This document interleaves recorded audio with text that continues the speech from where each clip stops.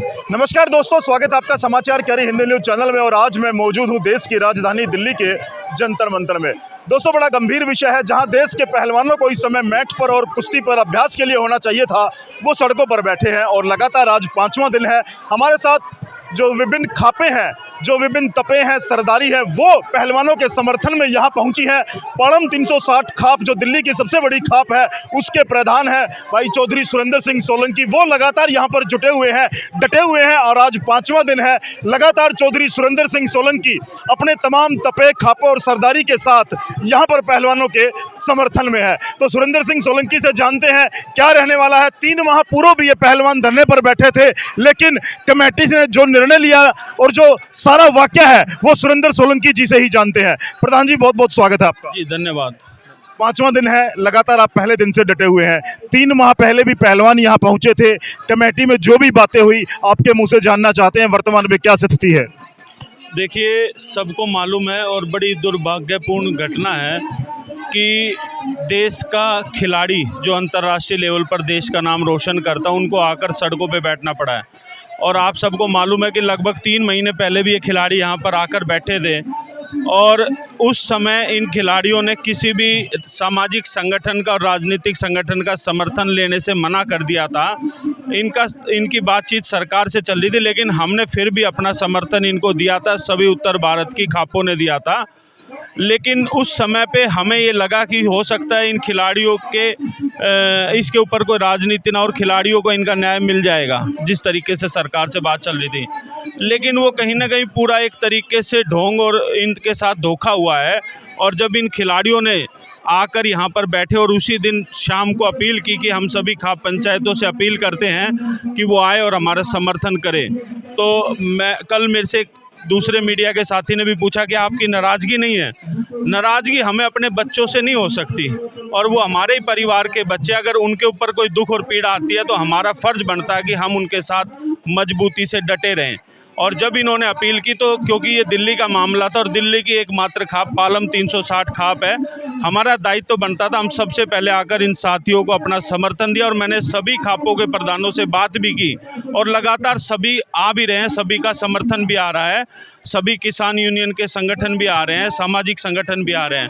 और सवाल ये होता है कि जब 7 अंतर्राष्ट्रीय खिलाड़ी थाने में जाकर बैठते हैं और उनकी FIR नहीं लिखी जाती, तो इससे बड़ा दुर्भाग्य देश के लिए क्या होगा। इसमें किसको दोषी मानते हैं आप? 5 दिन लगातार धरना प्रदर्शन पर बैठे हुए आपको हो चुका है, खापे भी आ चुकी हैं, लगातार मांग FIR की क्यों नहीं हो पा रही है?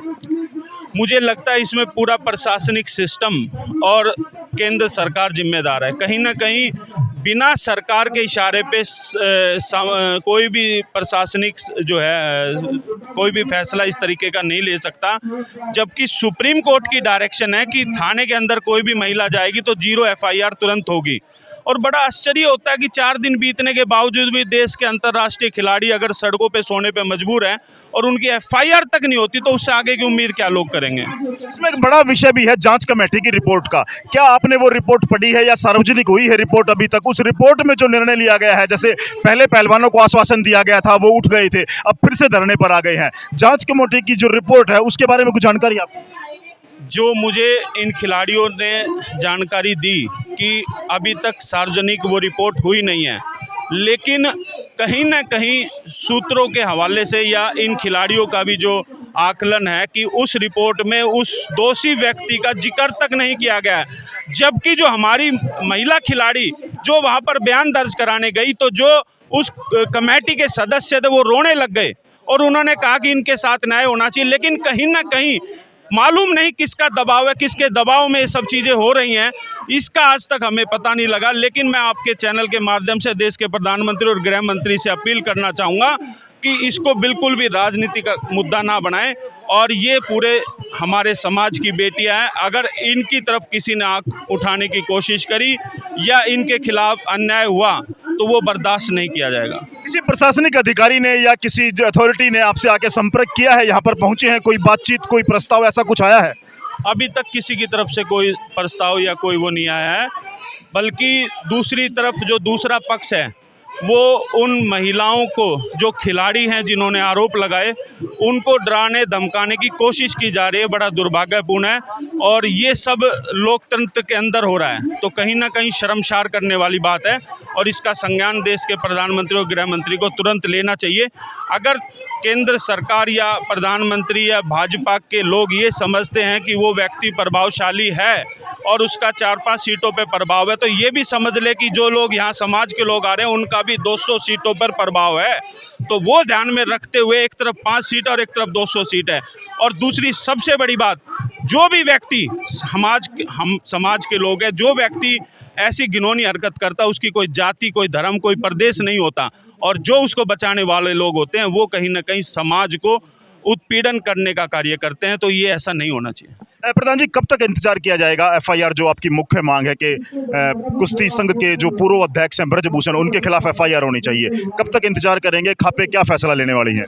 देखिए, कल सुप्रीम कोर्ट की तारीख है और कल हम न्यायालय का सम्मान भी करते हैं और कल तक जो भी हम लोग देखेंगे उसके बाद फिर हम लोगों ने ये तय किया है कि कल जैसा भी फैसला आता है उसके बाद अगर एफआईआर कल शाम तक नहीं होती है तो खाप पंचायतें परसों यहीं पर बैठकर अपना आगे का फैसला लेंगी और निर्णायक फैसला लेंगे। चलिए, क्या नाम है? आप अपना परिचय दीजिए। सुखबीर सिंह सोलंकी जी। तो सोलंकी साहब, क्या लगता है आपको, लगातार 5वें दिन में ये धरना प्रवेश कर गया है, आपको लगता है कुछ होगा? भैया देखिए, इसमें सीधी सी बात है, देश के प्रधानमंत्री और गृह मंत्री जिम्मेदार है, क्योंकि उन्हीं के प्रभाव से ही ये मसला हल हो सकता है। अगर प्रधानमंत्री चंडीगढ़ जा सकते हैं, प्रधानमंत्री केरला जा सकते हैं, प्रधानमंत्री के बगल में बैठे हुए बच्चियां जो कि पूरे वर्ल्ड की बच्चियां हैं, ये उनका मान सम्मान को ठेस पहुंच रहा है, तो प्रधानमंत्री एक 5 किलोमीटर यहाँ तक नहीं चल के आ सकते। उनको खुद चाहिए था, वो आते और इन बच्चों को उठाते और यहाँ न्याय के लिए इनको कह के जाते कि आपको न्याय मिलेगा।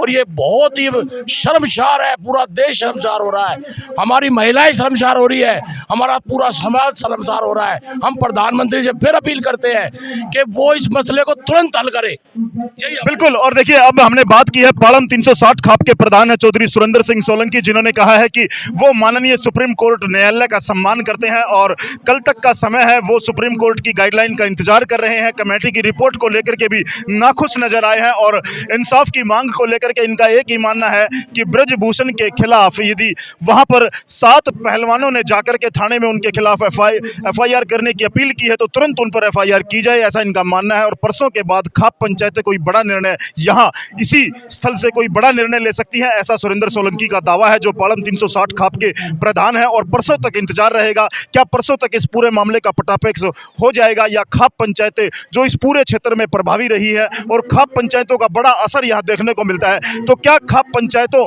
को परसों यहाँ पर जो निर्णय लिया जाएगा उसका इंतजार रहेगा, या परसों से पहले इस पूरे मामले को, जैसा कि बार बार अपील की गई है, भारत के प्रधानमंत्री और गृह मंत्री से अपील की गई है कि वो इस मामले में तुरंत संज्ञान ले और दूध का दूध और पानी का पानी करें और न्याय करें। चलिए सोलंकी साहब, परसों तक का आपने समय दिया है, लगता है आपकी बात उन कानों तक पहुंचेगी और इन लड़कियों को न्याय मिलेगा? देखिए, मिलना चाहिए और हमने ये फैसला किया जब तक इन खिलाड़ियों ने भी और सभी खाप पंचायतें, सभी सामाजिक संगठनों ने भी, कि जब तक इन बच्चियों को न्याय नहीं मिल जाता हम लोग यहाँ से जाने वाले नहीं। बिल्कुल। और अब ये मसला पूरे देश का मसला बन चुका है। विभिन्न धार्मिक सामाजिक संगठन, किसान यूनियनें और उत्तर भारत की सबसे बड़ी खाप के रूप में जाने जाने वाली पालम 360 खाप और उसके तमाम जो तपे सरदारी हैं वो यहाँ पर बिल्कुल धरना स्थल पर पहुँच गए हैं और अब वो आर पार की लड़ाई के मूड में है। परसों तक का समय यहाँ दिया गया है। परसों एक बार फिर से इन्होंने खापों की एक मीटिंग यहाँ पर जंतर मंतर पर बुलाई है और उसमें अंतिम निर्णय होगा। साथी सहयोगी रवि कुमार के साथ समाचार कैरी के लिए संजय शर्मा की खास रिपोर्ट। बात करना चाहेंगे क्योंकि जिस तरह की जहाँ भी समाज के साथ कोई घटना होती है, उत्पीड़न का सवाल आता है, तो आप लोग भी वहाँ आकर हमारे दर्शकों को हमारी आवाज़ तक पहुँचाते हैं, तो इसके लिए आप भी धन्यवाद के पात्र हैं। धन्यवाद सोलंकी साहब, आपका बहुत बहुत धन्यवाद, आपने हमारे लिए टाइम निकाला और आगे भी हम ये चाहते हैं कि आप इसका प्रसारण रोके नहीं, पूरे देश में करें।